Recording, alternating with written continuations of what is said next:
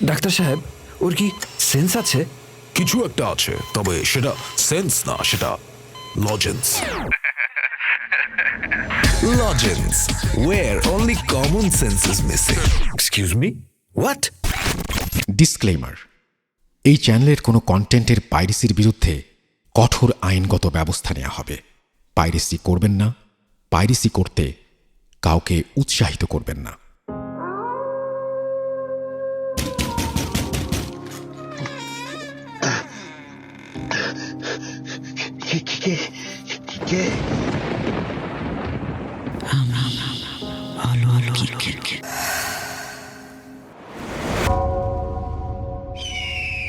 আপনাদের সবাইকে আমন্ত্রণ জানাচ্ছি অলৌকিকের আরও একটি নতুন এপিসোডে। অলৌকিকে আমরা নিয়ে আসি ভয়, ভয়ের গল্প, ভয়ের পেছনের গল্প, আমাদের এই এখন পর্যন্ত চলে আসা মানব সভ্যতায় ভয়ের বিভিন্ন নিদর্শন লেগে আছে এবং সেই ভয়গুলোকে আমরা তুলে আনার চেষ্টা করি। সেটা কখনো ইতিহাসের পাতা থেকে, কখনো আপনার জীবন থেকে, কখনো আপনার এলাকায় ঘটে যাওয়া কোনো ঘটনা, কিংবা আপনার আশেপাশের মানুষের চিন্তাভাবনার ভেতর যে ভয়গুলো ঢুকে যায়, সেই ভয়গুলোকেও আমরা নিয়ে আসার চেষ্টা করি। অলৌকিকের সঙ্গে থাকুন এবং আপনি যদি কোনো ঘটনা কিংবা আপনার কোনো ভয়ের অভিজ্ঞতা কিংবা আপনি ভয় সম্পর্কিত এমন কোনো একটা কিছু জানেন যেটা সম্পর্কে আরও জানতে চান, আমাদেরকে জানিয়ে দিতে পারেন, আমাদেরকে পাঠিয়ে দিতে পারেন ইমেল করে আপনার কথাগুলো। আমরা সেগুলোকে নিয়ে আসার চেষ্টা করব আমাদের অলৌকিকে। আমাদেরকে ইমেল করার ঠিকানা amraolokik@gmail.com। মানুষ সভ্য হওয়ার অনেক আগেই ভয়ের জন্ম হয়েছিল। মানুষ তখনও লিখতে শেখেনি, মানুষ তখনও আগুন জ্বালাতে শেখেনি কিংবা শিকার করতেও শেখেনি। তারও আগে মানুষ ভয় পেত, কারণ অন্ধকারে সব কিছু দেখা যায় না। পৃথিবীর সব সভ্যতায়, সব সংস্কৃতিতে একটা অদ্ভুত মিল পাওয়া যায়। রাত নামলে কিছু একটা বের হয়। ইউরোপের জঙ্গলে, এশিয়ার পাহাড়ে, আফ্রিকার মরুভূমিতে, এমনকি আমাদের গ্রাম বাংলার গল্পেও মানুষ বিশ্বাস করেছে কিছু সত্তা আছে যারা মানুষের মতো নয়, কিন্তু মানুষকে খুব ভালো করেই চেনে। ওরা আমাদের মতো খাবার খায় না, ঘুমায় না আমাদের মতো, এমনকি ওরা সময়ের সঙ্গে বুড়িয়েও যায় না।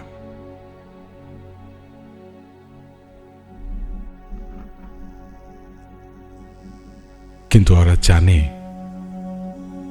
আমরা কখন দুর্বল, কখন আমরা একা, কখন আমরা ভয় পাই, কখন আমরা বিশ্বাস করি সব কিছু নিরাপদ।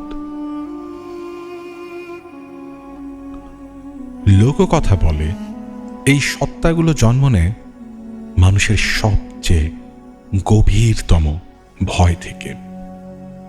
মৃত্যু, রোগ, রক্ত, অন্ধকার আর অমরত্ব।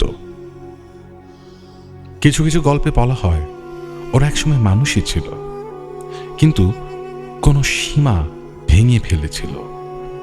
কেউ চেয়েছিল চিরকাল বাঁচতে, কেউ চেয়েছিল ক্ষমতা, কেউ ভালোবাসা হারিয়ে মৃত্যুকে অস্বীকার করেছিল। আর তখনই মানুষ আর মানুষ থাকেনি। ইতিহাসের বইয়ে এসব নেই, কারণ ইতিহাস বিজয়ীদের লেখা। কিন্তু লোককথা, সেগুলো লেখা হয় বেঁচে যাওয়া মানুষের ভয় থেকেও। এই গল্পগুলো বলে কিছু সত্তা আছে যাদের ছায়া আয়নায় পড়ে না, যারা রাতে শক্তিশালী হয়, যারা রক্তে শুধু ক্ষুধা নয়, স্মৃতি বহন করে। তারা শহর বানায়নি, কিন্তু শহরের ভেতরেই থেকেছে। তারা রাজা হয়নি, কিন্তু রাজাদের পতন দেখেছে। তারা যুদ্ধ করেনি, কিন্তু প্রতিটা যুদ্ধের পর তাদের সংখ্যা বেড়েছে। এদের আমরা ডাকি কিংবদন্তি, লেজেন্ডস, দানব, অভিশাপ। কিন্তু একটা প্রশ্ন সবসময় থেকে যায়, যদি এরা শুধু গল্পই হয় তাহলে পৃথিবীর এত আলাদা জায়গায় এত মিল কেন? কেন প্রায় সব সংস্কৃতিতে রক্তের সঙ্গে অমরত্বের সম্পর্ক? কেন মৃত্যু মানেই শেষ নয়? এই বিশ্বাসটা এত পুরনো। আজ লজেন্সের ইউটিউব চ্যানেলে আমাদের অলৌকিকের আজকের এপিসোডে আমরা নিয়ে এসেছি এমন এক সত্তার কিছু ঐতিহাসিক ঘটনাগুলো, ড্রাকুলা। আপনাদের কাছে এর আগে আমরা জানতে চেয়েছিলাম এরকম সত্তা সম্পর্কে, এরকম ক্রিয়েচার্স সম্পর্কে যদি আপনার কোনো জানার আগ্রহ থাকে, কিংবা আপনি এমন কোনো সত্তা সম্পর্কে আরও জানতে চান, আমাদেরকে ইমেল করে পাঠাতে পারেন। আমাদেরকে ইউটিউব পোস্টে কমেন্ট করে আপনার কথাগুলো জানিয়ে দিতে পারেন। আমরা নিয়ে আসব তাদের কথাগুলো। আমরা কোনো ফিকশন থেকে বা মুভি থেকে সেই সত্তাগুলো সম্পর্কে জানার চেষ্টা করব না। আমরা নিয়ে আসার চেষ্টা করব সেই ঘটনাগুলো, যে ঘটনাগুলো কোনো না কোনোভাবে লিপিবদ্ধ রয়েছে, যে ঘটনাগুলো আধুনিক মানুষকেও কখনো না কখনো ভুগিয়েছে। চলুন শুরু করা যাক আজকের এপিসোড।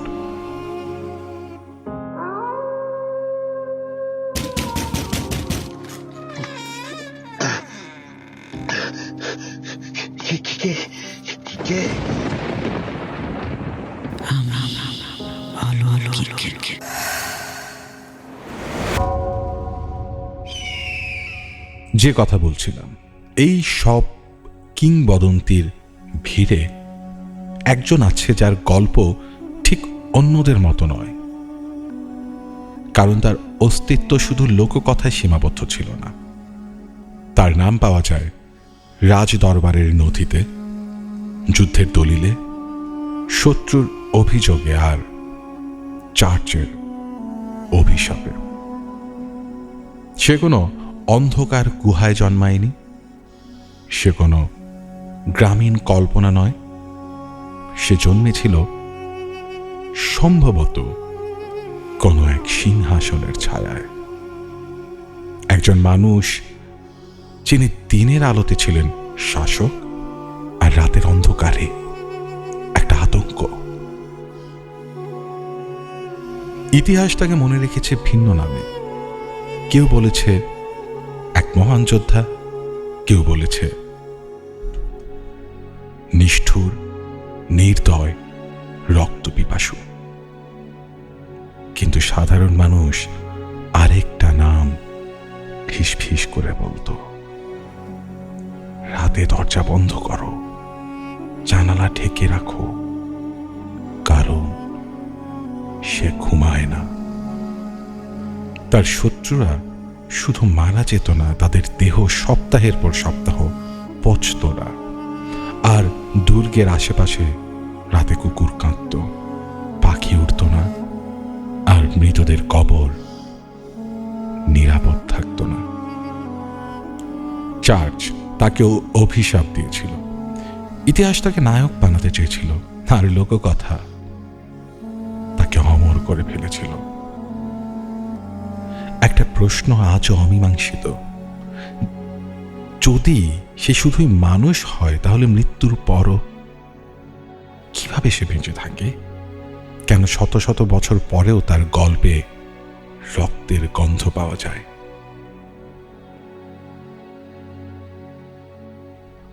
আজ আমরা গল্প বলবো না কোনো দানবের, আজ আমরা খুঁজব একটা মানুষের সীমা কোথায় ভেঙে গিয়েছিল। আজ আমরা দেখব কিভাবে ইতিহাস একটা নাম মুছে ফেলতে চেয়েছিল, কিন্তু ভয় তাকে বাঁচিয়ে রেখেছে। এই গল্প শুরু হচ্ছে একটা জায়গা থেকে, ইউরোপ থেকে। আমরা এগিয়ে যাব। যে রাজার কথা বলা হচ্ছিল তার নাম ভ্ল্যাড। লোকে তাকে ড্রাকুলা নামেও চিনত। কিন্তু আমরা সরাসরি এখনই ভ্ল্যাডের গল্পে যাব না, বরঞ্চ আমরা ঘুরে আসি আরও অন্যান্য জায়গায়, যে জায়গাগুলোতে মানুষ সন্দেহ করত সেখানে ড্রাকুলা আছে, কোনো রক্ত পিপাসু আছে, এবং সেই সন্দেহ থেকে, সেই সন্দেহের ডালপালা এতই ছড়িয়ে পড়েছিল রাষ্ট্রীয়ভাবে, সরকারিভাবে, যে বিষয়ের তদন্ত হয় এবং কবরও খোঁড়া হয়। আমরা আস্তে আস্তে ঢুকব পৃথিবীর সেই ঘটনাগুলোতে। আমরা এখন যা বলতে চাচ্ছি তা নেহায়েত কোনো গল্প নয়, এমনকি এটা কোনো কিংবদন্তিও নয়।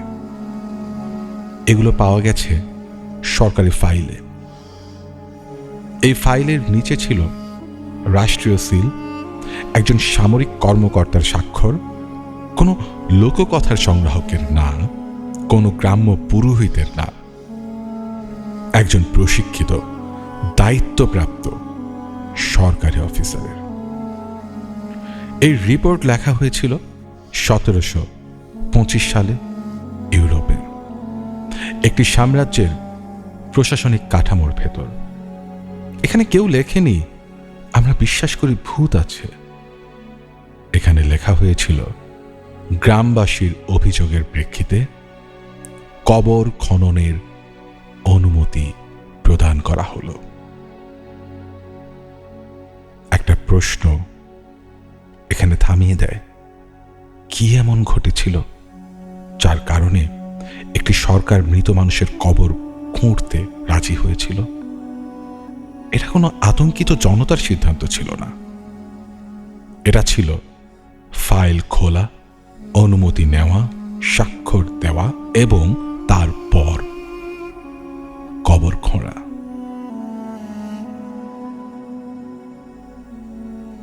আপনি ভাবতে পারেন সরকার কখন কবর খোঁড়ার অনুমতি দেয়? যখন যুদ্ধ লাগে অথবা কোনো অপরাধের প্রমাণ লাগে।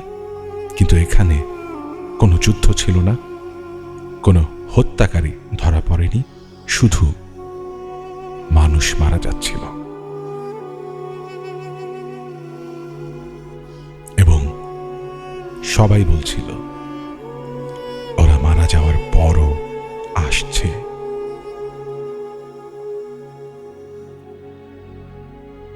এই মুহূর্তে ভয়টা কবরের ভেতরে নেই, ভয়টা এখানে, যখন প্রতিষ্ঠানগুলো যুক্তির খেলা ছেড়ে দেয়।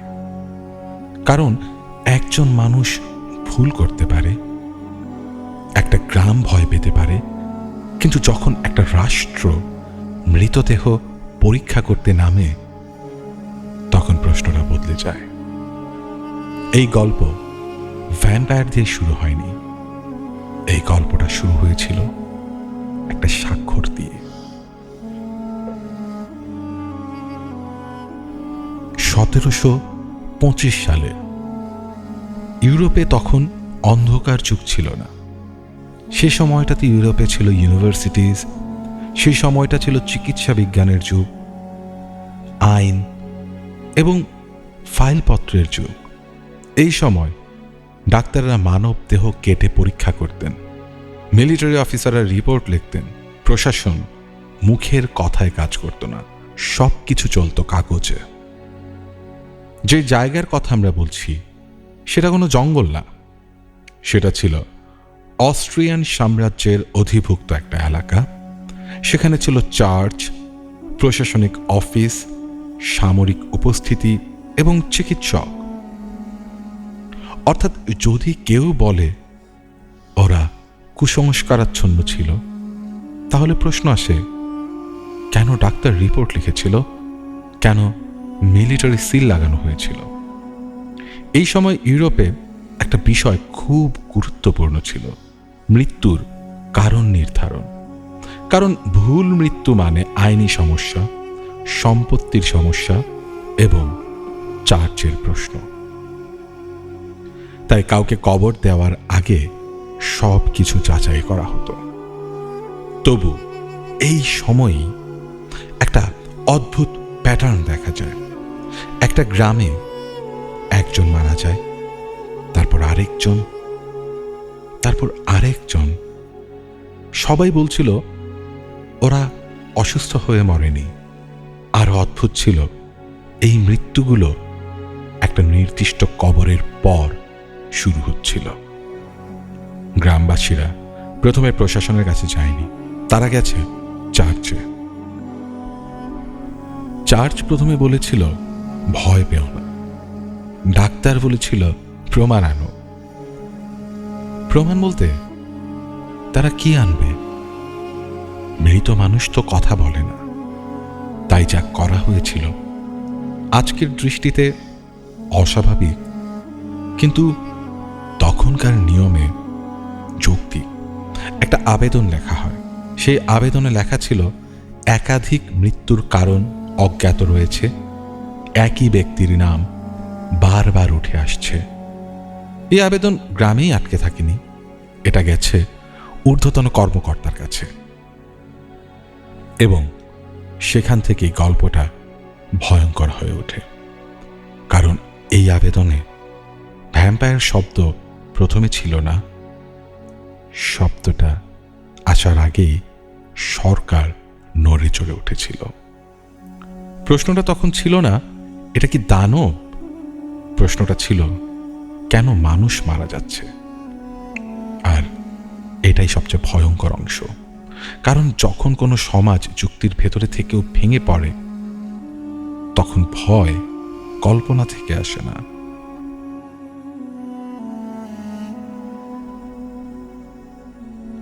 আমরা যেখানে ছিলাম 1725 সালে, সার্বিয়ার সেই ছোট্ট গ্রাম কিসিলোভা। এই গ্রামের নাম ইতিহাসে ঢুকেছে কোনো যুদ্ধের জন্য না, ঢুকেছে একটা নামের কারণে। পিটার প্লুগোজভিটস। পিটার মারা যান স্বাভাবিক কারণেই, কোনো সহিংসতা না, কোনো রহস্য না। চার্চের নিয়ম মেনে তাকে কবর দেয়া হয়। মৃত্যুর পরের 8 দিনের মধ্যে গ্রামে 9 জন মারা যায়। সবাই মারা যাওয়ার আগে একই কথা বলেছিল। পিটার আমার কাছে এসেছিল। প্রশ্নটা এখানে না ওরা ভয় পেয়েছিল কিনা, প্রশ্নটা হলো 9 জন মানুষ একই কথা কেন বলবে? ডাক্তার ডাকা হয়। ডাক্তার বলেন এটা অসুস্থতা হতে পারে। চার্চ বলে ভয় ছড়িও না। কিন্তু মানুষ মারা যাওয়া থামেনি। এখানে একটা বিষয় লক্ষ্য করুন, কেউ বলেনি আমরা দানব দেখেছি। ওরা বলছে একজন মৃত মানুষ আমাদের ঘরে এসেছে। গ্রাম প্রধান একটা আবেদন লেখেন। এই আবেদনটি অস্ট্রিয়ান সামরিক কর্তৃপক্ষের কাছে পাঠানো হয়। এই ফাইলে লেখা ছিল গ্রামবাসীদের মধ্যে অজানা আতঙ্ক ছড়িয়ে পড়েছে, মৃত্যুর কারণ অনির্ধারিত। এখন আসে সবচেয়ে ভয়ঙ্কর অংশ। একজন সামরিক কর্মকর্তা গ্রামে আসেন। তার নাম ইতিহাসে রয়ে গেছে, ফ্রমবাল্ড। ফ্রমবাল্ড কোনো লোককথা শোনার জন্য আসেননি। তিনি এসেছেন যাচাই করতে, তদন্ত করতে। তিনি আদেশ দেন কবর খনন করা হবে। পিটারের কবর খোলা হয়। যা পাওয়া যায় তার রিপোর্টে লেখা আছে দেহটি সম্পূর্ণ চামড়া টান টান, মুখে ও নাসারন্ধ্রে তাজা রক্ত, কোনো পচন নেই, কোনো দুর্গন্ধ নেই। এখানে একটা গুরুত্বপূর্ণ বিষয়, এই পর্যবেক্ষণ কিন্তু গ্রামবাসী লেখেননি, এটা লিখেছে একজন সরকারি কর্মকর্তা। ফ্রামবেল্ট তার রিপোর্টে আরেকটি লাইন যোগ করেন, দেহের মুখ খোলা হলে রক্ত প্রবাহিত হয়। এই মুহূর্তে ভয়টা আর কুসংস্কার না, ভয়টা হলো কেন একজন প্রশিক্ষিত অফিসার এমন কিছু লিখবে। এরপর যা ঘটে তা ছিল চূড়ান্ত। গ্রামবাসীর অনুরোধে পিটারের দেহে কাঠের খুঁটি প্রবেশ করানো হয়। রিপোর্টে লেখা, এই সময় দেহ থেকে প্রচুর রক্ত নির্গত হয়। এরপর দেহ পুড়িয়ে ফেলা হয়। এই ঘটনার পর গ্রামে আর কেউ মারা যায়নি।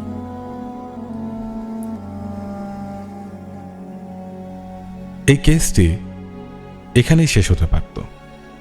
একটা অদ্ভুত ঘটনা, একটা ভুল ব্যাখ্যা, কিন্তু এই রিপোর্ট ভিয়েনা পাঠানো হয় এবং সেখান থেকে আরেকটি রিপোর্ট আসে, আরেকটি গ্রাম, আরেকটি নাম, এবং তখনই সরকার বুঝতে পারে এটা কোনো একক ঘটনা নয়।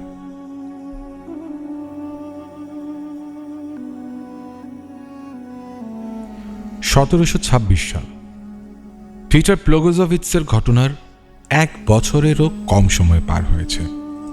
অন্য একটি গ্রাম, ভিন্ন জায়গা, কিন্তু প্রশাসনিক কাঠামো একই। গ্রামের নাম মেডভেজা। আর যে নামটা এবার সামনে আসে, আর্নল্ড পাউলে। আর্নল্ড ছিলেন একজন সাবেক সৈনিক, খুবই ডিসিপ্লিনড, শারীরিকভাবে শক্তিশালী। গ্রামবাসীর ভাষায় অস্বাভাবিক কিছু ছিল না তার মধ্যে। আর্নল্ড মারা যান একটা দুর্ঘটনায়, ঘোড়ার আঘাতে। সবকিছু খুবই সাধারণ। মৃত্যুর কয়েক সপ্তাহ পর গ্রামে অদ্ভুত অসুস্থতা শুরু হয়। মানুষ মারা যায়, একজন নয়, দুইজন নয়, একটার পর একটা, এবং প্রত্যেকেই মৃত্যুর আগে একই অভিযোগ তোলে, আর্নল্ড আমাদের গলায় চেপেছিল। এবারের ঘটনাগুলোতে ইন্টারেস্টিং ব্যাপার ছিল, এই অভিযোগগুলো একই রাতে হয়নি। এগুলো এসেছে ভিন্ন ভিন্ন দিনে, ভিন্ন ভিন্ন মানুষের মুখ থেকে। ডাক্তার ডাকা হয়, চার্চে জানানো হয়, প্রশাসনকে ইনফর্ম করা হয়, এবং এবার সরকার শুধু শোনেনি, তারা তদন্তও শুরু করে। একটা পূর্ণাঙ্গ মেডিকেল কমিশন গঠন করা হয়। এই কমিশনে ছিলেন সামরিক চিকিৎসক, সার্জন এবং প্রশাসনিক কর্মকর্তা। এই কমিশন কবর খোঁড়ে, একটা নয়, একাধিক। আর্নল্ড পাউলের কবর যখন খোঁড়া হয়, রিপোর্টে লেখা হয় দেহটি অস্বাভাবিকভাবে সংরক্ষিত, চামড়া নষ্ট হয়নি, চোখ বসে যায়নি, মুখে রক্তের দাগ। কিন্তু এখানেই শেষ না। যারা আর্নল্ডের মৃত্যুর পর মারা গিয়েছিল তাদের কবরও খোঁড়া হয়, এবং কমিশন একটা অদ্ভুত জিনিস লক্ষ্য করে, যাদের মৃত্যু ঘটেছে তাদের অনেকের দেহেও একই লক্ষণ দেখা যায়। এখানে ভয়ঙ্কর ব্যাপার এটা না যে একটা মৃত মানুষ ফিরে এসেছে, ভয়টা হলো এই মৃত্যুটা ছড়াচ্ছে। কমিশন রিপোর্টে প্রথমবারের মতো একটি শব্দ লেখা হয়, ভ্যাম্পায়ার। এই শব্দটি গল্পের জন্য লেখা হয়নি, এই শব্দটি লেখা হয়েছে একটি মেডিকেল রিপোর্টে। এই রিপোর্ট ভিয়েনায় পাঠানো হয়, সাম্রাজ্যের কেন্দ্র। সেখান থেকে নির্দেশ আছে এ ধরনের সব কেস ফাইল করতে হবে। এই নির্দেশের পর আর কোনো গ্রাম একাই সিদ্ধান্ত নেয়নি। সব কিছু পরিণত হয় একটা প্রসেসে। কবর খোঁড়া হয়, দেহ পরীক্ষা করা হয়, রিপোর্ট লেখা হয়, সিল মারা হয়। ভয় এখানে আর কোনো লোককথা না, ভয় এখানে ফাইল নম্বর পেয়েছে। এই মুহূর্তে একটা প্রশ্ন জন্ম নেয়, যদি এটা কুসংস্কার হয় তাহলে কেন ডাক্তাররা একমত হলো? যদি এটা সবারই কোনো ভ্রম হয় তাহলে কেন প্রতিবার একই লক্ষণ দেখা গেল? এবার একটু থামুন। এখানে কোনো দানব নেই, কোনো অভিশাপ নেই, শুধু মানব দেহ।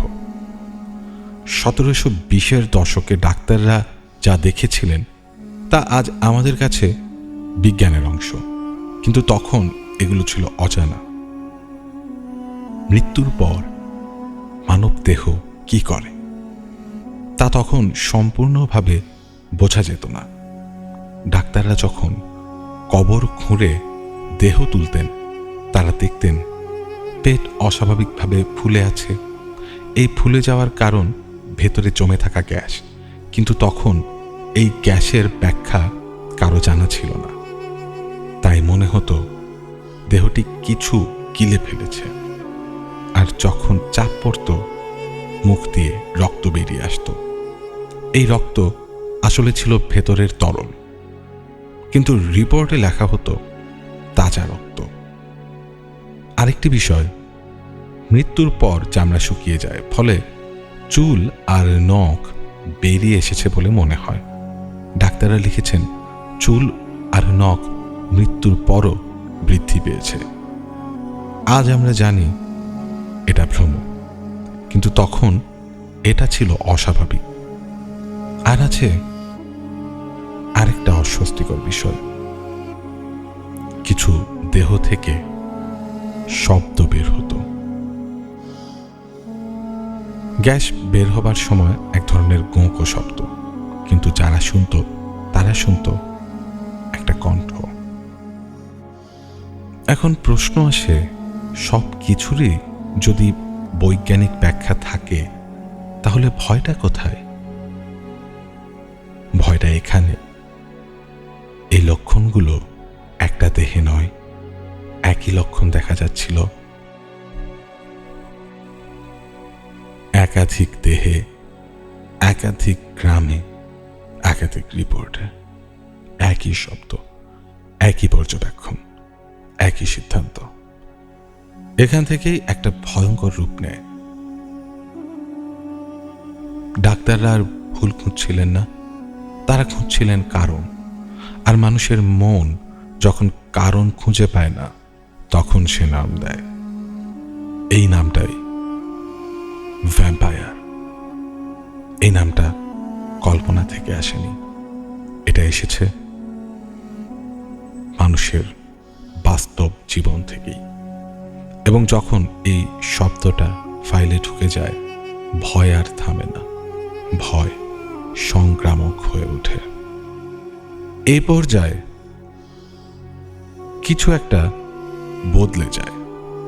ভয় আর একটা গ্রামের মধ্যে সীমাবদ্ধ থাকে না, কারণ রিপোর্ট জমা হতে থাকে একটার পর একটা।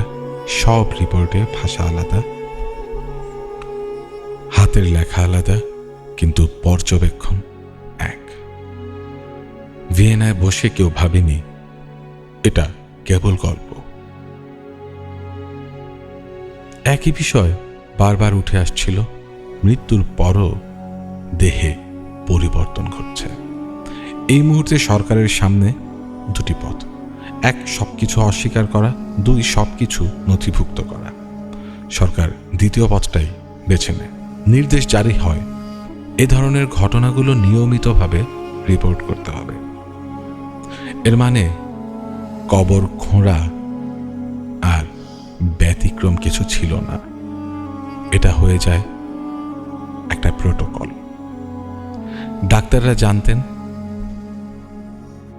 কোন দেহ খুলতে হবে, কি লক্ষণ খুঁজতে হবে, কিভাবে লিখতে হবে।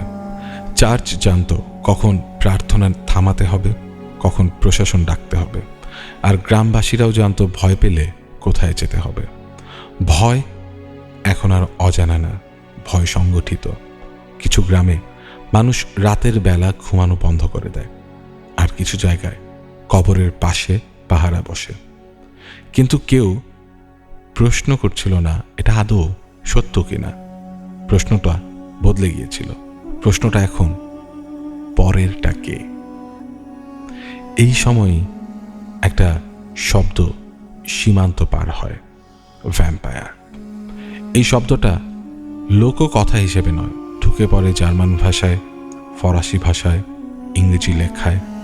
সব জায়গায় একই উৎস, সরকারি রিপোর্ট। কেউ গল্প বানাচ্ছিল না, গল্প নিজে নিজেই লিখে যাচ্ছিল। এবং এই গল্পের একটা মুখ দরকার, একটা নাম, একটা চেহারা। সেই মুখ ইতিহাসে আগেই ছিল। আমরা আস্তে আস্তে ঢুকব একজন বাস্তব মানুষের জীবনে, যিনি দানব না হয়েও দানবের প্রতীক হয়ে ওঠেন। তবে তার ঘটনায় যাবার আগে আমরা আরো কয়েকটা এরকম ইনসিডেন্টসের কথা আজকে আমাদের এই অলৌকিকে নিয়ে আসছি।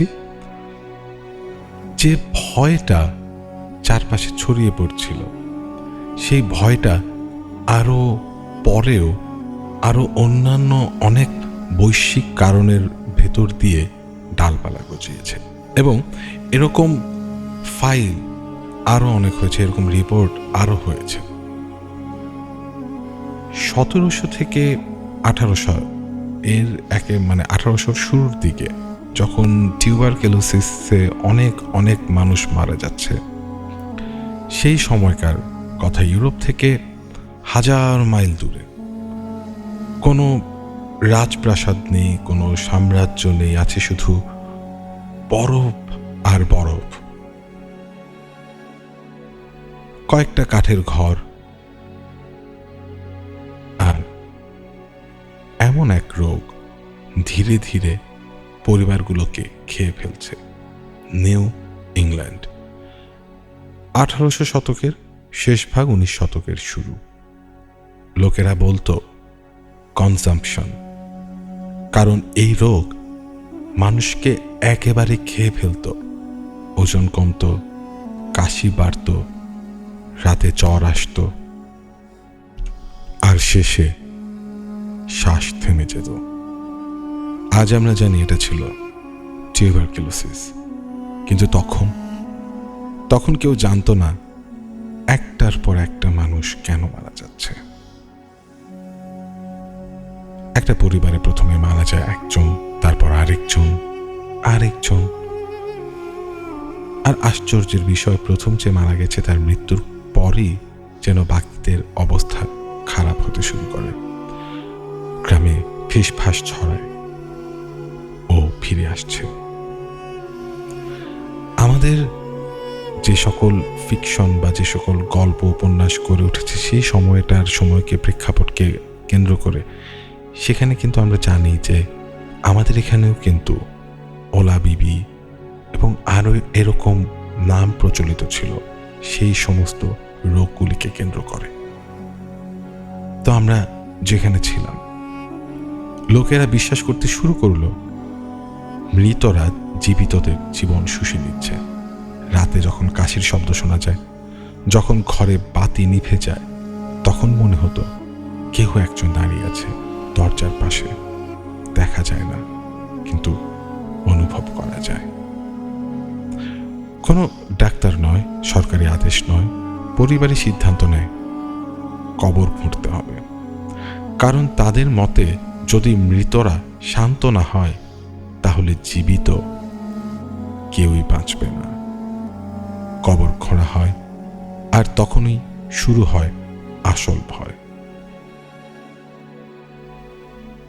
অনেক দেহে দেখা যায় চুল লম্বা মনে হচ্ছে, নখ বড়, মুখের চারপাশে কালচে দাগ। আজ আমরা জানি এগুলো পচনের স্বাভাবিক ফল, কিন্তু তখন এই চিহ্নগুলোর একটাই মানে, ও এখনো বেঁচে আছে। গ্রিসোল্ড, কানেকটিকাটে একটা কবর আজও আলাদা করে কথা বলে, শুধু হাড়, কিন্তু হাড়গুলো সাজানো ছিল খুলি আর উরুর হাড় দিয়ে একটা স্কাল অ্যান্ড ক্রস বোনস চিহ্ন। কোনো জলদস্যুর গল্প নয়, এটা ছিল একটা সতর্কতা। এই মানুষটাকে নিরাপদ করতে হয়েছিল। পরে পরীক্ষায় জানা যায় এই ব্যক্তি সম্ভবত টিউবারকিউলোসিসে মারা গিয়েছিল, কিন্তু তার পরিবার, তারা নিশ্চিত ছিল ও বেঁচে থেকে তাদের মারছে। এখানে ভ্যাম্পায়ার কোনো দানব ছিল না, ভ্যাম্পায়ার ছিল একটা ব্যাখ্যা, একটা শেষ চেষ্টা, একটা অসহায় সিদ্ধান্ত। 1892 সাল, রোড আইল্যান্ডের এক ছোট্ট শহর এক্সেটার। এই সময়টায় বিজ্ঞান অনেক দূর এগিয়ে গিয়েছে, ডাক্তার আছে, রোগের নাম জানা, কিন্তু ভয় এখনো ঠিক ততটাই শক্তিশালী। ব্রাউন পরিবার তাদের পরিবারে একটার পর একটা মানুষ হারাচ্ছিল, মা, মেয়ে, তারপর আরেক মেয়ে। শেষে অসুস্থ হয়ে পড়ে এডউইন ব্রাউন। গ্রামের লোকেরা ফিস ফিস করে বলে এটা স্বাভাবিক না। কেউ একজন প্রস্তাব দেয় মৃতদের একজন এখনো জীবিতদের শক্তি নিচ্ছে। আর আশ্চর্য ব্যাপার হলো এই প্রস্তাবটা পুরোপুরি বাতিল করা হয়নি। 1892 সালের 17 মার্চ কবর খোঁড়া হয়। 3টি কবর খোঁড়া হয়। দুজনের দেহ পুরোপুরি পচে গেছে, কিন্তু তৃতীয়টি, মার্সি লেনা ব্রাউন, সে মারা গিয়েছিল শীতকালে। বরফে ঢাকা কবর, তার দেহ অন্যদের তুলনায় ভালোভাবে সংরক্ষিত। গ্রামবাসীদের কাছে এই একটা ব্যাপারই যথেষ্ট ছিল। তার হৃৎপিণ্ডে জমাট বাঁধা রক্ত পাওয়া যায়। আজ আমরা জানি এটা স্বাভাবিক, কিন্তু তখন এই দৃশ্যটা ছিল চূড়ান্ত প্রমাণ। মার্সির হৃৎপিণ্ড আর লিভার একটা পাথরের ওপর পুড়িয়ে ফেলা হয়, ছাই বানানো হয়, আর সেই ছাই মিশিয়ে দেওয়া হয় পানিতে। ওই পানিটাই এডউইনকে খাওয়ানো হয় ওষুধ হিসেবে। এডউইন ব্রাউন 2 মাসের মধ্যে মারা যায়। ভ্যাম্পায়ার মরেছিল কিনা কেউ জানে না, কিন্তু নিশ্চিতভাবে বলা যায় এই গল্পে কেউ বাঁচেনি। মার্সি ব্রাউন ছিল শেষ দিকের এক ঘটনা। এরপর বিজ্ঞান জিতে যায়। ইউরোপে যখন মানুষ ভ্যাম্পায়ারের কথা বলতো, এই বাংলার মানুষ তখন ভয় পেত আরেকটা নাম শুনে, যে নামটার কথাই একটু আগে বলছিলাম, ওলা বিবি। সে কোনো দাঁত বের করা দানব না, সে কোনো কফিন থেকে উঠে আসা মৃতদেহও না। সে আসতো রোগ হয়ে। চর, হাওর, নদীর ধারে গ্রামগুলোতে হঠাৎ করে একটার পর একটা মানুষ অসুস্থ হতো। জ্বর, গায়ে ফোসকা, শরীর পুড়ে যাওয়ার মতো যন্ত্রণা। আজ আমরা জানি এটা ছিল স্মল পক্স বা কলেরার মতো রোগ, কিন্তু তখন বলা হতো ওলা বিবি গ্রামে ঢুকেছে। আর ভয়টা শুরু হতো রাত নামলে। লোকেরা বিশ্বাস করত ওলা বিবি রাতে হাঁটে। সে দরজায় কড়া নাড়ে না, সে জানলা দিয়ে ঢোকে না, সে ঢোকে হাওয়ার সাথে। যে ঘরে সে ঢোকে সেখানে পরদিন কেউ না কেউ পড়ে যায়। গ্রামের মানুষ দরজার সামনে রেখে দিত চাল, কলা, লাল কাপড়, প্রদীপ, কারণ বিশ্বাস ছিল যদি খুশি থাকে কাউকে নেবে না। কিছু গ্রামে বলা হতো যদি কেউ তার নামে কথা বলে ফেলে তাহলে সে রেগে যায়। তাই বলা হতো না যে ওলা বিবি এসেছে, বলা হতো মেহমান এসেছে। এই ভয়টা ছিল নীরব, কেউ চিৎকার করত না, কেউ দৌড়াতো না, সবাই অপেক্ষা করত কার পালা। ওলা বিবি একা ছিল না। বাংলার গ্রামগুলোতে ভয়ের আলাদা আলাদা নাম ছিল, যেমন শীতলা মাতা। শীতলা, যার নামেই আছে শীতলতা। সে রোগ দিত, আবার তাকেই শান্ত করতে হতো। আরেকটা ছিল ডাইনি। যখন কোনো শিশু মারা যেত কারণ ছাড়া, গ্রাম বলতো ডাইনি লেগেছে, আর তখন ভয়টা মানুষ থেকে মানুষের দিকে ঘুরে যেত। সুন্দরবনের দিকে এরকম আরেকটা নাম ছিল বনবিবি। সুন্দরবনের মানুষ জানে বন সব ভয় খারাপভাবে নিয়ে আসে না। বনবিবি রক্ষা করে, কিন্তু যদি নিয়ম ভাঙে কেউ, বন কাউকে ছাড়ে না। আমাদের এই অঞ্চলের গল্পগুলোতে কেউ কফিন ভাঙে না, কেউ দাঁত দেখায় না, কিন্তু মানুষ মারে, পরিবার ভাঙে। কারণ ভয় সবসময় রক্ত চায় না, কখনো কখনো ভয় শুধু অপেক্ষা করে। এখানে একটা খুবই ইন্টারেস্টিং ব্যাপার হলো, ইউরোপে যখন মানুষ বলতো the dead are feeding on the living, এই বাংলায় মানুষ বলতো ওলা বিবি গ্রামে ঢুকেছে, মেহমান এসেছে। নাম আলাদা, ভাষা আলাদা, কিন্তু ভয় ছিল এক। সার্বিয়ায় একজন মারা গেল, তারপর আরেকজন। গ্রাম বলল ভ্যাম্পায়ার। আর বাংলায় এক ঘরে জ্বর, পরের ঘরে ফুসকা, তারপর কাশি আর নীরবতা। গ্রাম বলল ওলা বিবি।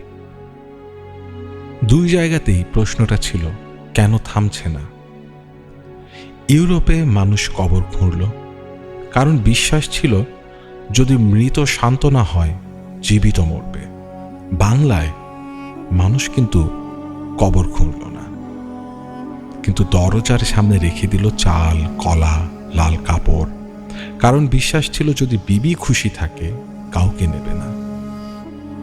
একটা সমাজ লড়ল লোহার শলাকা দিয়ে, আরেকটা সমাজ লড়ল প্রদীপ আর প্রার্থনা দিয়ে, কিন্তু উদ্দেশ্য একটাই, আর যেন কেউ মরে।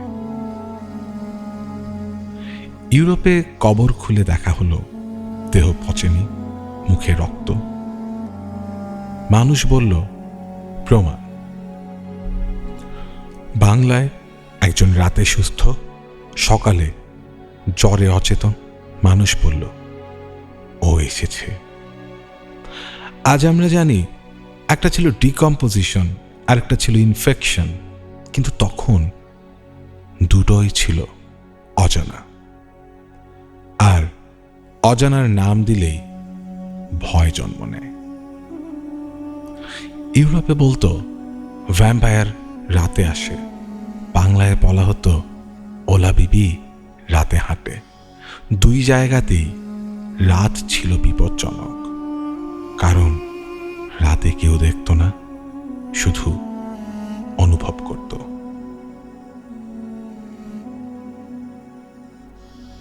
ইউরোপে ডাক্তার এসেছিল, মিলিটারি রিপোর্ট লিখেছিল, তবুও হৃৎপিণ্ড পড়ানো বন্ধ হয়নি। আর বাংলায় কবিরাজ এসেছিল, ফু দিয়েছিল, তবুও মেহমানের জন্য চাল রাখা বন্ধ হয়নি। ইউরোপে ভ্যাম্পায়ার ছিল মৃত মানুষ, বাংলায় ওলা বিবি ছিল দেবী। এক জায়গায় মৃতকে শাস্তি দেয়া হলো, আরেক জায়গায় মৃত্যুকে উপাসনা করা হলো, কিন্তু দুটোই ছিল কন্ট্রোল নেওয়ার চেষ্টা। ভ্যাম্পায়ার আসলে দাঁতওয়ালা দানব না, ওলা বিবিও কোনো ছায়ামূর্তি না। এরা জন্ম নেয় যখন মৃত্যু আসে, আর উত্তর আসে না। একটা সমাজ বলেছে কিল ইট, আরেকটা সমাজ বলেছে প্লিজ ইট। কিন্তু ভয় ভয় শুধু চেয়েছে একটাই, কাউকে থামাতে। নাম বদলেছে, সময় বদলেছে, কিন্তু যদি আজ একটার পর একটা একইভাবে মরতে শুরু করে, তাহলে সেটাকে এখন আর আগের মতো নাম দেয়া হয় না। সেটা তো আমরা দেখেছি। কিন্তু সে সময় সেই ভয়গুলো থেকেই তৈরি হতো এরকম এক একটা চরিত্র। ইউরোপের বন, যেখানে রাত নেমে আসে অন্ধকারের মতো, এক নাম ভয় ছড়িয়েছে, ভ্ল্যাড এইট, প্রিন্স অফ ওয়ালাচিয়া। কিন্তু সবাই তাকে এক নামেই চেনে, ভ্ল্যাড দ্য ইম্পেলার। 1500 শতকের মধ্যভূমি, ওই সময় ওল্ড ওয়ার্ল্ডের রাজ্যগুলো শাসন করত ভয়ের রাজা ভ্ল্যাড। একজন রাজপুত্র প্রতিশোধের জন্য জন্ম নিয়েছিল। তাকে ভয় করত না এমন মানুষ ছিল না, কিন্তু সে ভয় করাতো যে কেউ তার সাথে। শুধু ইউরোপ বা আমাদের বাংলা নয়, আফ্রিকান গ্রামের মানুষও মৃতদের নিয়ে ভয় অনুভব করত। নাম আলাদা, রূপ আলাদা, কিন্তু একই ধরন।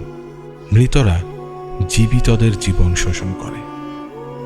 কিছু অঞ্চলে তারা বিশ্বাস করত একটা পুরনো দানব বা আত্মা, যা রাতে আসে, মানুষের রক্ত বা শক্তি খায়। যেমন নাইজেরিয়ার অ্যাডজে, এক রূপান্তরিত আত্মা যা রাতের বেলায় ছোট প্রাণীর আকার নেয়। এই প্রাণী মানুষের রক্ত বা শক্তি শোষণ করে।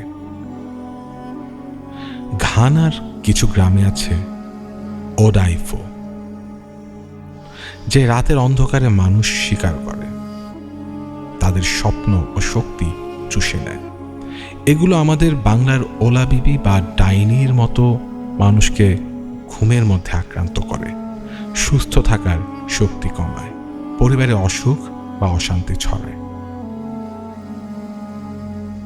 তুলনা করলে একটা জিনিস কিন্তু দেখা যায়, ভয় সব সমাজে একই কাজ করে। মৃতরা জীবিতদের ক্ষতি করে।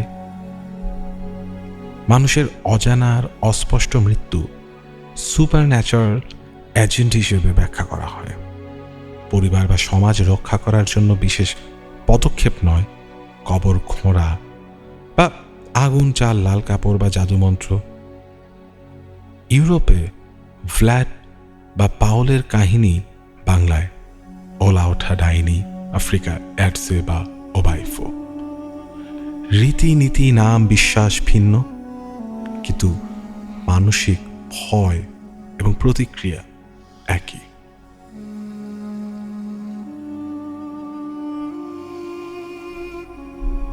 আমরা আমাদের আজকের এপিসোড শেষ করব আরেকজন মানুষের গল্প দিয়ে, সেভা সেভানোভিচ। আমাদের আজকের এপিসোডের প্রধান ক্যারেক্টার ছিলেন ড্রাকুলা। সে ড্রাকুলা থেকেই আমরা চলে গিয়েছিলাম ভ্যাম্পায়ার কিভাবে পৃথিবীতে মানুষ কিভাবে ভ্যাম্পায়ারের সাথে পরিচিত হলো, ভ্যাম্পায়ারের জন্ম হলো কিভাবে। আমরা আজকে শেষ করব এরকম আরও একটা গল্প দিয়ে। দূর সার্বিয়ার অন্ধকার বন, এক ছোট গ্রামে বসবাস করত মানুষ। সবাই জানতো রাত্রে সেই জায়গায় কিছু আসে, আর তার নাম সাভা সাভানোভিচ। সাভা ছিল কেবল মানুষ নয়, এক প্রেতাত্মা যা রাতে বেরিয়ে পড়ত, গ্রামের মানুষদের রক্ত শোষণ করত। যারা রাতের দিকে বের হতো তারা আর ফিরে আসতো না, শুধু ছায়া দেখা যেত, শব্দ শোনা যেত, হৃদয় থেমে যাওয়ার মতো হাহাকার। গ্রামবাসীরা বলতো সাভা প্রবেশ করত তাদের ঘরে, বালিশের নিচে লুকিয়ে। মানুষ কাঁপত কিন্তু দেখতে পারত না। যে পরিবারে রাত্রে অসুস্থ হয়ে পড়তো, গ্রাম বলতো সাভা কাজ করেছে। কেউ সাহস করত না এর বিরুদ্ধে কিছু করতে, কারণ চোখে না দেখা গেলেও মৃত্যু নিশ্চিত ছিল। কিছু লোক চেষ্টা করেছিল কবর খোঁড়া, আগুন জ্বালানো বা অন্যান্য কিছু রীতি করতে, কিন্তু সাভা ছিল দ্রুত, নিখুঁত এবং অদৃশ্য। একজন গ্রাম এল্ডার বলেছিলেন, যে রাতে সাভা আসে সে কেবল রক্তই নয়, ভয়ও খায়, আর কেউ বাঁচে না।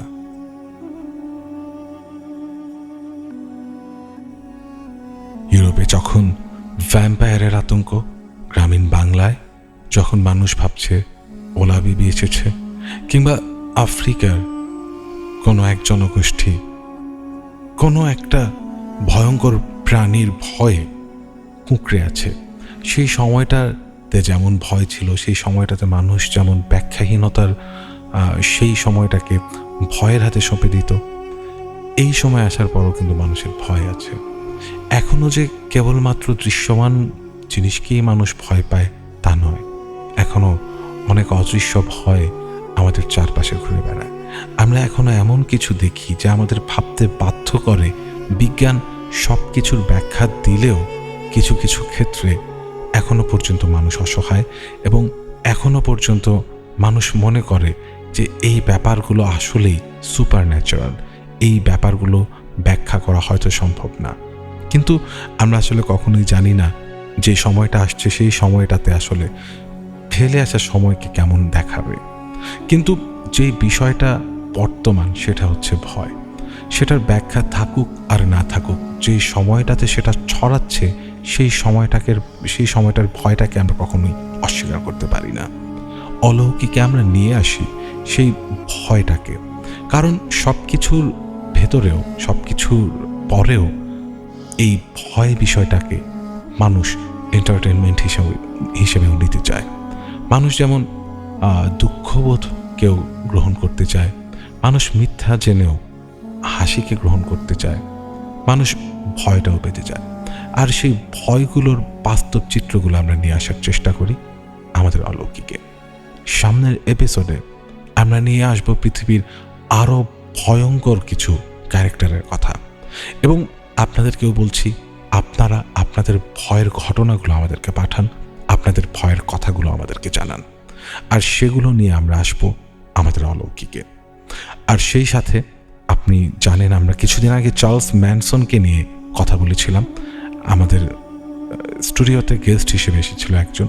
আমরা সামনে এরকম অদ্ভুত ক্যারেক্টার এবং এরকম ডিস্টার্বিং ক্যারেক্টার নিয়ে আরও এপিসোড করব, এবং আপনিও চলে আসতে পারেন আমাদের স্টুডিওতে। যদি আপনি স্টুডিওতে আসতে চান আমাদেরকে ইমেইল করে জানান, আমরা alokik@gmail.com এই ইমেইল অ্যাড্রেসে। আমাদের আজকের এপিসোড আমরা এখানেই শেষ করছি। ভয়ের সাথে শুরু করে আমরা ঘুরে আসলাম পৃথিবীর নানা প্রান্ত। আমরা জানার চেষ্টা করলাম মানুষের মনের ভেতর যে ভয়গুলো জন্ম নিত সেই ভয়গুলো কি কি নামে ছড়াতো, এবং আমরা এটাও দেখে আসলাম আমরা বা পৃথিবীর বিভিন্ন প্রান্তের মানুষ কিভাবে সেই ভয়টাকে প্রতিহত করার চেষ্টা করে। আমাদের আজকের এপিসোড এই পর্যন্তই। বিদায় নিচ্ছি আজকে, কথা হবে আগামী সপ্তাহে। ডাক্তার সাহেব ওর কি সেন্স আছে? কিছু একটা আছে, তবে সেটা সেন্স না, সেটা lozenges. Lozenges, where only common sense is missing. Excuse me, what?